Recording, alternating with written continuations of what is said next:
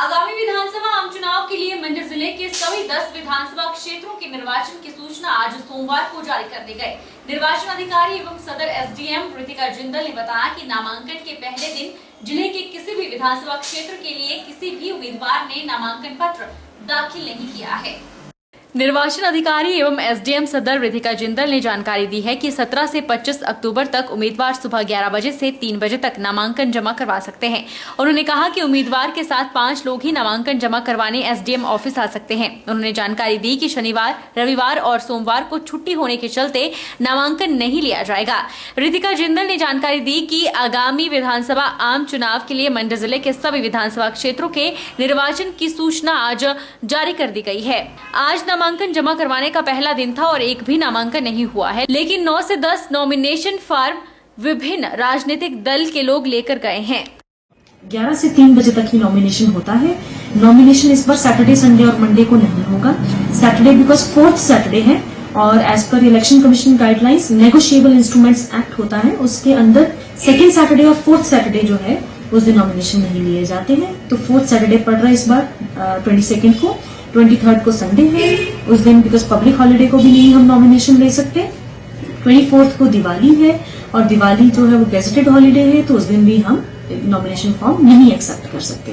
तो ये 3 दिन नॉमिनेशन नहीं होगा, पर 17th is the first date and 25th was the last date. तो 17th जो आज फर्स्ट डेट है, 3 बज चुके थे, 3 बजे तक आज एक भी नॉमिनेशन पेपर जो है वो फाइल नहीं हुआ है, बट ब्लैंक नॉमिनेशन फॉर्म काफी ले जा चुके हैं डिफरेंट पार्टीज और डिफरेंट जो है लोग वो ले जा चुके हैं। लगभग 9 से 10 नॉमिनेशन फॉर्म्स जो है वो ले जा चुके थे लोग। तो इस तरह से सो वी आर एक्सपेक्टिंग कि इसके बाद वील बी रेडी 11 से 3 बजे तक, परसों and day after till 25th will be ready for taking nomination forms. जो नॉमिनेशन फॉर्म है, कोई भी कैंडिडेट जो है वो मैक्सिमम 4 टाइम्स फाइल कर सकते हैं। यदि कुछ ऑब्जेक्शन होती है, कुछ इनकम्प्लीट होता है, कुछ गलत होता है, तो मैक्सिमम आप 4 टाइम्स ही जो मेरे पास as returning officer form submit कर सकते हैं नॉमिनेशन का। रैबिज से बचाव के लिए जिले में करीब 15 दिनों में पशुपालन विभाग द्वारा 880 कुत्तों का मुफ्त वैक्सीनेशन किया गया। 28 सितंबर से शुरू किए गए इस अभियान में पशुपालन विभाग सोलन ने जिले में 10 अक्टूबर तक 880 कुत्तों का फ्री वैक्सीनेशन किया। पशुपालन विभाग सोलन के उपनिदेशक डॉक्टर बीबी गुप्ता ने बताया कि जिले में रैबिज से बचाव के लिए जहां एक तरफ लोगों को जागरूक किया जा रहा है, वहीं दूसरी तरफ आवारा और पालतू कुत्तों का भी मुफ्त में वैक्सीनेशन विभाग द्वारा किया जा रहा है। इसी कड़ी में 28 सितंबर से शुरू किए गए इस पखवाड़े में 10 अक्टूबर तक विभाग ने 880 कुत्तों का वैक्सीनेशन किया है। वहीं इस अवधि में 62 कुत्तों की निःशुल्क नसबंदी भी की गई है। और उन्होंने बताया कि रैबिज से बचाव के लिए टीकाकरण जहां एक तरफ कुत्तों के लिए फायदेमंद है, वहीं दूसरी तरफ लोगों के लिए भी फायदेमंद है, क्योंकि अगर कोई भी पालतू या आवारा कुत्ता किसी व्यक्ति को काट लेता है तो उसमें भी रैबिज बीमारी फैलने के अवसर कम हो जाते हैं। ऐसे में रैबिज को कम करने के लिए यह वैक्सीनेशन किया गया है। हाँ, देखिए, हमारा जो वर्ल्ड रेबीज डे था वो 28 तारीख को था और 10 तारीख तक ये पखवाड़ा हमारा चला। इसमें 880 श्वानों को जो है वो पूरे ज़िले में फ्री टीकाकरण किया गया है रेबीज़ के बचाव हेतु।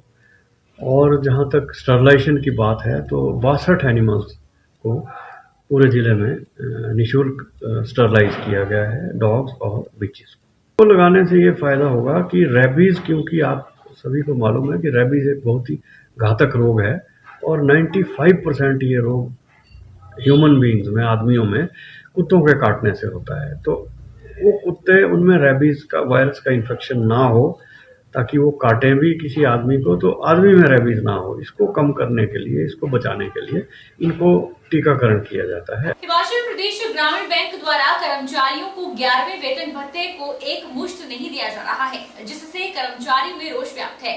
इतना ही नहीं, बजट बैठकों में बैंक अध्यक्ष द्वारा अभद्र व्यवहार करने और कर्मचारियों को छुट्टी के दिन भी काम पर बुलाने को लेकर मंडी के सेरी चाननी में करीब 300 कर्मचारियों ने विरोध जताया। भारत सरकार द्वारा स्वीकृत भत्ते और अन्य मांगे लागू न करने को लेकर आज मंडी के सेरी चांदनी में हिमाचल प्रदेश बैंक कर्मचारियों ने धरना प्रदर्शन किया। कर्मचारियों का कहना है कि हाल ही में भारत सरकार द्वारा 11वें वेतन भत्ते को जारी किया गया है, लेकिन बैंक द्वारा ये भत्ते एक मुश्त में नहीं दिए जा रहे, जिससे कर्मचारियों में रोष व्याप्त है। इतना ही नहीं, बजट बैठकों में बैंक अध्यक्ष द्वारा अभद्र व्यवहार किया गया और कर्मचारियों को छुट्टी के दिन भी काम पर बुलाया जाता है, जिसके विरोध में आज करीब 300 कर्मचारियों ने विरोध जताया। उन्होंने कहा कि ग्राहकों को परेशानी न हो, इसलिए बैंक शाखाओं को खुला रखा गया था। कर्मचारियों ने कहा कि अगर मांगे नहीं मानी जाती है तो 14 नवंबर को एक दिवसीय हड़ताल की जाएगी और 28 नवंबर को पीएनबी के मुख्य कार्यालय दिल्ली में धरना प्रदर्शन किया जाएगा। इसके बावजूद भी अगर मांगे नहीं मानी जाती है तो कर्मचारी भूख हड़ताल और अनिश्चितकालीन हड़ताल करने पर विवश होंगे।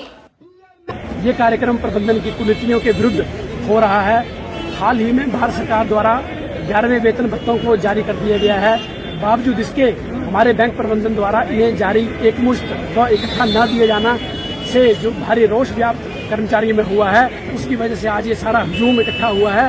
हम अगर बैंक प्रबंधन मांगे नहीं मानता है तो अभी 14 नवंबर को हम एक दिन की हड़ताल करेंगे व 28 नवंबर को हम पंजाब नेशनल बैंक के मुख्य कार्यालय दिल्ली में धरना प्रदर्शन करेंगे।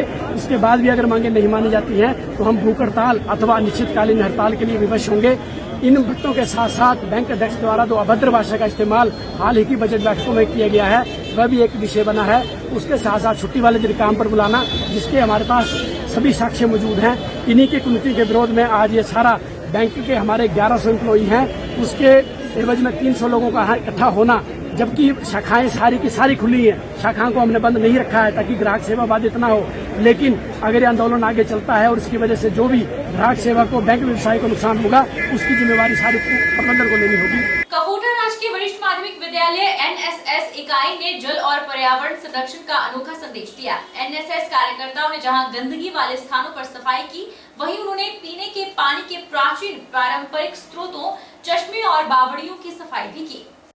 कपूरथला राजकीय वरिष्ठ माध्यमिक विद्यालय के विद्यार्थियों का राष्ट्रीय सेवा योजना का 7 दिवसीय शिविर चल रहा है। इस दौरान विद्यार्थी अलग अलग तरह की सामाजिक गतिविधियां कर रहे हैं। कैंप के तीसरे दिन विद्यार्थियों ने गंदगी वाले स्थानों की सफाई कर स्वच्छता का संदेश दिया। वहीं विद्यार्थियों ने पाब गांव के समीप प्राचीन बावड़ी और पानी के चश्मे की सफाई और रखरखाव का काम भी किया। एनएसएस कार्यकर्ताओं ने यहां से मिट्टी और गंदगी को हटाकर बावड़ी की सफाई की ताकि पानी की स्वच्छता बनी रहे।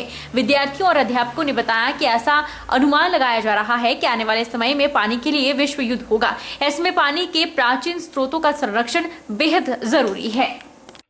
इन्होंने साफ करके ये संदेश दे दिया है, जनता को ये संदेश दे दिया है, समुदाय के लिए एक संदेश दे दिया है कि हमें यदि अपने जल स्रोत को, अपने वातावरण को दूषित होने से बचाना है तो सफाई का विशेष ध्यान रखना चाहूंगा। एक बार पुनः मैं पूरे जिला सिरमौर हिमाचल प्रदेश की ओर से, सोशल मीडिया जो से आई हुए रवि तोमर जी का, पूरे स्वयंसेवकों की ओर से, राजकीय वरिष्ठ माध्यमिक विद्यालय कफोटा यूनिट्स की ओर से आभार व्यक्त करना चाहूंगा। और इस कड़ी में आज हमने यहाँ पर पाव गांव की एक बावड़ी को साफ किया है।